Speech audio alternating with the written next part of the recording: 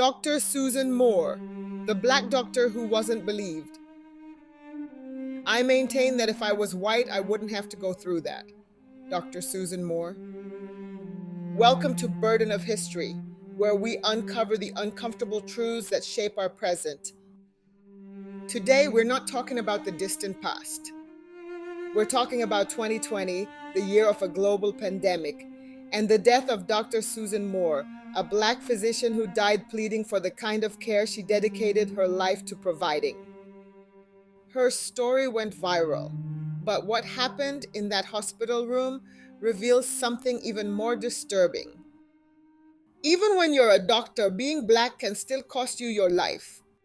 Dr. Susan Moore was a respected internal medicine physician, a mother, and a graduate of the University of Michigan Medical School. She was intelligent, outspoken, and deeply committed to her patients. In December 2020, she tested positive for COVID-19 and was admitted to Indiana University Health Hospital in Indianapolis. But once she became a patient, her medical credentials no longer protected her from the same systemic racism she had long known existed in the healthcare system. From her hospital bed, Dr. Moore recorded a Facebook video. Her voice was weak, her oxygen was low, but her message was powerful. I was in so much pain, and he said he didn't feel comfortable giving me more narcotics. He made me feel like I was a drug addict. This is how black people get killed. She said the white doctor in charge of her care questioned her judgment, dismissed her symptoms, and denied her requests for medication and further imaging, even though she was a practicing physician who knew her own body and condition. If I were white, I wouldn't have to go through that. Her words weren't speculation, they were a diagnosis. She didn't just feel dismissed, she was dismissed. Dr. Moore was eventually discharged, but her condition worsened. She was readmitted to a different hospital and died on December 20th, 2020 from complications of COVID-19. Her death sent shockwaves through the medical community and the public. A physician, a black woman with every reason to be believed, had to fight to be taken seriously. Even Indiana University Health, the hospital that treated her, released a statement saying she may not have received the compassionate care she deserved.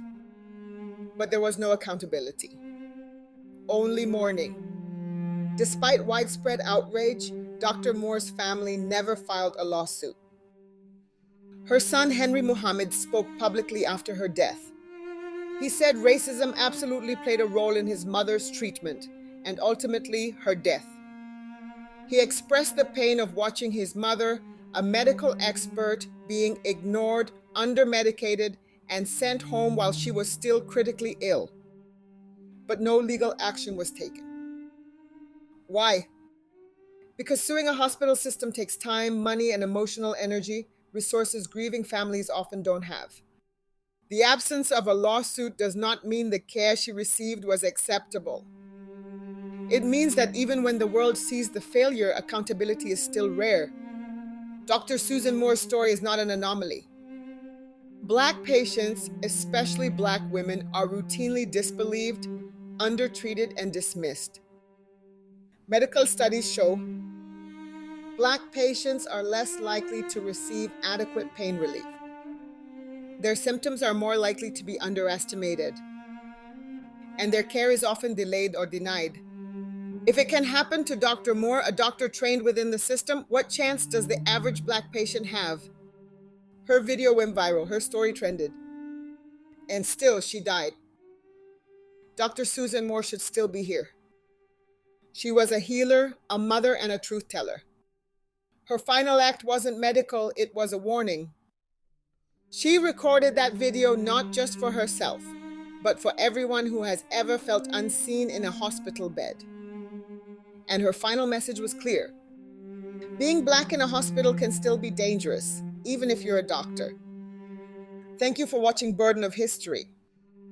If Dr. Susan Moore's story moved you, don't let it fade. Like, comment, and share to say her name. so that her fight, her voice, and her truth will not be forgotten. Follow and subscribe for the next chapter in our Medical Racism in America series. Because justice begins with truth, and truth demands to be told.